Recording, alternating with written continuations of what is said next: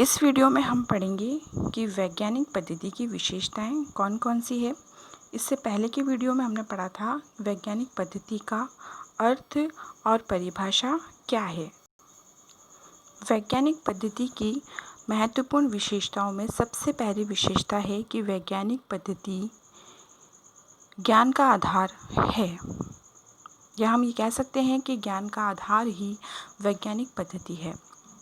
मूर्त और अमूर्त सामाजिक तथ्यों के अध्ययन के लिए समाज विज्ञान विभिन्न वैज्ञानिक पद्धतियों का प्रयोग करता है, जैसे ज्ञान प्राप्त करने या तथ्य एकत्रित करने के लिए समाज मिति, अवलोकन पद्धति, अनुसूची या प्रश्नावली पद्धति, सामाजिक सर्वेक्षण पद्धति, वैज्ञानिक जीवन अध्ययन पद्धति जिसे हम केस स्टडी भी कहते हैं, सांख्यिकी पद्धति, साक्षात्कार पद्धति, ऐतिहासिक पद्धति, इन सभी का प्रयोग इसमें किया जाता है।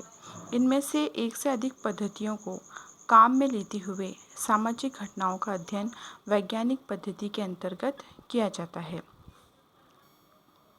दूसरी विशेषता है अवलोकन द्वारा तथ्यों को एकत्रित किया जाता है। वैज्ञानिक पद्धति में तथ्यों के संकलन के लिए अध्ययनकर्ता प्रत्यक्ष निरीक्षण और अवलोकन करता है। इसमें वह काल्पनिक या दार्शनिक विचारों को कोई स्थान नहीं देता। इसमें तो केवल अध्ययनकर्ता स्वयं घटना स्थल पर पहुंचकर घटनाओं का निरीक्षण करता है। वो घटनाओं को प्रत्यक्ष रूप से देखता है और उसके बाद तथ्यों का संकलन करता है, सूचनाएं एकत्रित करता है। यदि समाज वैज्ञानिक को बाल अपराध की समस्या का अध्ययन करना है या उसे भीड़ व्यवहार के संबंध में जानकारी प्राप्त करनी है, तो वह इनसे संबंधित तथ्यों को स्वयं घटनाओं का अवलोकन करते हुए एकत्रित करेगा। अवलोकन अर्थात अध्ययनकर्ता के द्वारा घटना स्थल पर जाना और उस घटना को अपने नेत्रों द्वारा उद्देश्यपूर्ण दृष्टि से देखना अवलोकन कहलाता है। वैज्ञानिक पद्धति की तीसरी विशेषता है तथ्यों का वर्गीकरण और विश्लेषण करना। वैज्ञानिक पद्धति में तथ्यों का वर्गीकरण और विश्लेषण भी किया जाता है। असंबंधित या फिर बिखरे हुए आंकड़ों और तथ्यों के आधार पर कोई वैज्ञानिक निष्कर्ष निकालना संभव नहीं होता। सही निष्कर्ष निकालने के लिए ये ज़रूरी होता है कि प्राप्त तथ्यों को व्यवस्थित और क्रमबद्ध किया जाए। हमने जो भी सूचनाएं प्राप्त की हैं, तथ्य एकत्रित किए हैं अवलोकन, साक्षात्कार या अनुसूची पद्धति के माध्यम से, उन सभी तथ्यों या सूचनाओं को हम एक सिस्टमैटिक व्यवस्थित तरीके से करें। इसके लिए तथ्यों को समानता के आधार पर हम अलग अलग भागों में बांट देते हैं और यह कार्य वर्गीकरण के अंतर्गत किया जाता है। इसके बाद तथ्यों को सावधानीपूर्वक विश्लेषण किया जाता है, एनालिसिस किया जाता है। किसी भी विषय को विज्ञान मानने का प्रमुख कारण यही है कि उसमें सही निष्कर्षों तक पहुंचने के लिए तथ्यों का वर्गीकरण और विश्लेषण किया जाता है। अगली विशेषता है क्या है का उल्लेख वैज्ञानिक पद्धति के अंतर्गत किया जाता है। वैज्ञानिक पद्धति में वास्तविक घटनाओं की विवेचना की जाती है। कोई भी विज्ञान इस बात पर विचार नहीं करता कि क्या अच्छा है, क्या बुरा है, क्या होना चाहिए और क्या नहीं होना चाहिए। वो तो घटनाओं या तथ्यों का यथार्थ चित्रण करता है। जिस रूप में है वे घटनाएं जिस रूप में हैं उनका ठीक वैसा ही चित्रण करता है, क्या है का ही उल्लेख करता है। जैसे कि विज्ञान तो संयुक्त परिवार प्रथा या जाति व्यवस्था का प्राप्त तथ्यों के आधार पर ठीक उसी रूप में उल्लेख करता है जिस रूप में वे हैं, ना कि वे बताने का प्रयत्न करता है कि ये संयुक्त परिवार जाति व्यवस्था अच्छे हैं या बुरे हैं। अगली विशेषता है कार्य कारण संबंधों की विवेचना करना। वैज्ञानिक पद्धति में घटनाओं, तथ्यों, विभिन्न समस्याओं के कार्य कारण संबंधों को जानने का प्रयत्न किया जाता है। विज्ञान तो किसी घटना या समस्या के पीछे छिपे कारणों की खोज करता है। ये मानकर चलता है कि कोई भी घटना जादुई चमत्कार से घटित नहीं होकर कुछ विशिष्ट कारणों से घटित होती है। उनका पता लगाना वैज्ञानिक का दायित्व होता है। कार्ल मार्क्स का वर्ग संघर्ष का सिद्धांत और दुर्खिम का आत्महत्या का सिद्धांत कार्य कारण के सहसंबंध को स्पष्ट करते हैं। अगली विशेषता है सिद्धांतों की स्थापना करना। वैज्ञानिक पद्धति की सहायता से अध्ययनकर्ता कार्य कारण संबंधों की विवेचना भी करता है। तथ्यों या घटनाओं के पारस्परिक संबंध ज्ञात किए जाते हैं, वर्गीकरण या विश्लेषण किया जाता है और तत्पश्चात सामान्य निष्कर्ष निकाले जाते हैं। इन निष्कर्षों के आधार पर ही सिद्धांत या वैज्ञानिक नियम भी बनाए जाते हैं।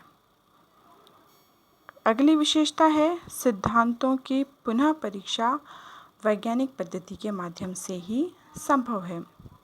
समाज विज्ञान भी भौतिक शास्त्र या रसायन शास्त्र के समान अपने सिद्धांतों और नियमों की परीक्षा और पुनः परीक्षा करने में सक्षम है। इनमें वैज्ञानिक पद्धति की सहायता से तथ्य एकत्रित किए जाते हैं और इस पद्धति से प्राप्त तथ्यों की प्रमुख विशेषता यह है कि इनकी प्रामाणिकता की जांच की जा सकती है। समाज विज्ञानों में सिद्धांतों की जांच करना वास्तव में संभव है, जैसे तथ्यों के आधार पर प्राप्त इस निष्कर्ष की टूटे हुए परिवार बाल अपराध के लिए काफ़ी सीमा तक उत्तरदायी हैं। अलग अलग स्थानों पर इनकी परीक्षा और पुनः परीक्षा की जा सकती है। अगली विशेषता है कि वैज्ञानिक पद्धति के द्वारा जो सिद्धांत बनाए जाते हैं वह सार्वभौमिक या फिर यूनिवर्सल होते हैं। समाज विज्ञान वैज्ञानिक पद्धति को काम में लेते हुए जिन सिद्धांतों का प्रतिपादन करते हैं वे सार्वभौमिक प्रकृति के होते हैं।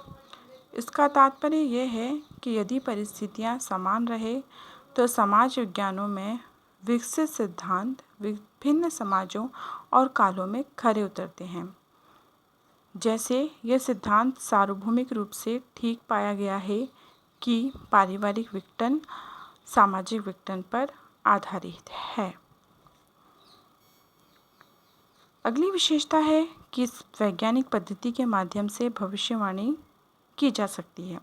कोई भी विषय इस कारण विज्ञान माना जाता है कि वह क्या है के आधार पर क्या होगा बताने में या भविष्यवाणी करने में समर्थ या सक्षम होता है।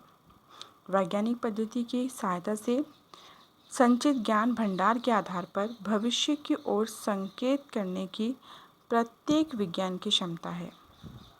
जैसे कि समाज में वर्तमान में होने वाले परिवर्तन को ध्यान में रखकर समाजशास्त्री बता सकता है कि भविष्य में सामाजिक व्यवस्था का रूप क्या होगा, जाति व्यवस्था किस रूप में रहेगी तथा परिवार के कौन से प्रकार विशेष रूप से पाए जाएंगे। समाजशास्त्र के मौजूदा ज्ञान के आधार पर यह कहा जा सकता है कि प्राकृतिक विज्ञानों के समान यह भी भविष्यवाणी करने में काफ़ी सीमा तक समर्थ है। नेक्स्ट विशेषता है वस्तुनिष्ठता का पाया जाना। वैज्ञानिक पद्धति में वस्तुनिष्ठता या ऑब्जेक्टिविटी पर विशेष बल दिया जाता है। बिना वस्तुनिष्ठता के वैज्ञानिक निष्कर्ष निकालना किसी भी रूप में संभव नहीं है। वस्तुनिष्ठता का अर्थ है घटनाओं का अध्ययन ठीक उसी रूप में करना जिस रूप में वे हैं। वैज्ञानिक पद्धति का प्रयोग करते हुए अध्ययनकर्ता को प्रत्येक स्तर पर इस बात की विशेष सावधानी रखनी होती है कि उसके स्वयं के जो पूर्वाग्रह हैं, अध्ययनकर्ता के स्वयं के जो विचार हैं, उसकी भावनाएं, पक्षपातपूर्ण दृष्टिकोण अध्ययन में सम्मिलित न हो जाए और अध्ययन में बाधक ना बन जाए। उसे पूरी तरीके से निष्पक्ष और वस्तुनिष्ठ होकर, वस्तुनिष्ठ शब्द का अर्थ यहाँ है निष्पक्ष और वस्तुनिष्ठ होकर तथ्यों या घटनाओं का यथार्थ चित्रण करना है, निष्कर्ष निकालने हैं और प्राकल्पना की की सत्यता या असत्यता को भी प्रमाणित करना है। तो वस्तुनिष्ठ अध्ययन के माध्यम से अध्ययनकर्ता अपने अनुसंधान या समस्या के अध्ययन के समय अपने प्राकल्पना की सत्यता की भी जांच कर सकता है।